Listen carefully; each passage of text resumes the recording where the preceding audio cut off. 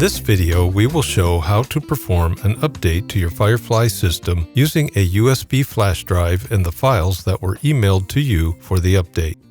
These instructions will work for units with Polaris, Polaris Pro, Lyra, or Lynx screens. Step 1. Locate the email containing the files that were sent to you from the Firefly technical support team.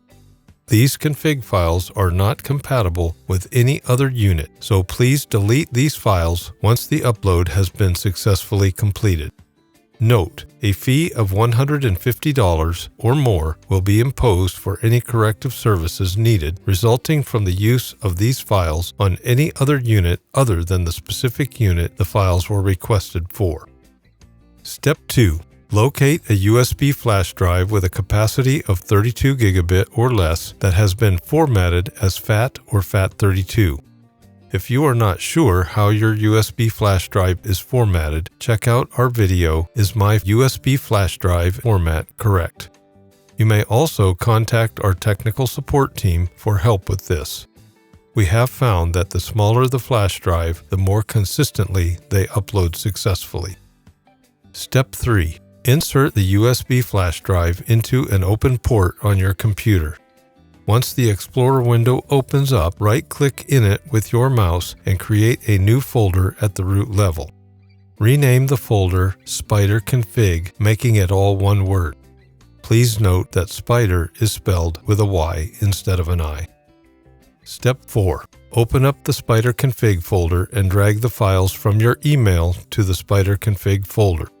Please verify that the files have transferred exactly as shown in the email and that they have not been renamed.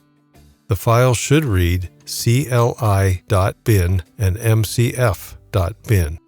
Once you have the files in the folder on the USB flash drive, remove it from your computer. Step 5. From the touchscreen in the coach, navigate to the settings page by pressing the gear icon. Take a picture of the floor plan and software config versions and then press and hold on the floor plan area for 5 seconds to bring up the advanced settings page. Tap Continue to proceed past the warning screen and then tap Options. Take a picture of the package selection page and the standard package page. You will use the floor plan and options pictures to verify all settings are correct at the end of this process. Step 6. Remove the touchscreen from the wall. To do this, simply place your fingers across the top edge of the screen, apply downward pressure, and pull outward at the same time. Be careful not to drop the screen as it may pop out when it breaks free from its mount.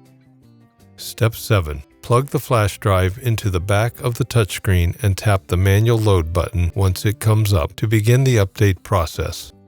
The screen should display a list of components to be updated. This list may vary depending on which Firefly system you have installed in your unit. The status column on the far right will either show update required or no update required for each item. Beginning at the top of the list, check each line status going one line at a time. Tap the row if status shows update required. Once the status changes to update successful, proceed to the next line. The GUI code and the GUI data lines will update together, so wait for both files to finish updating before continuing.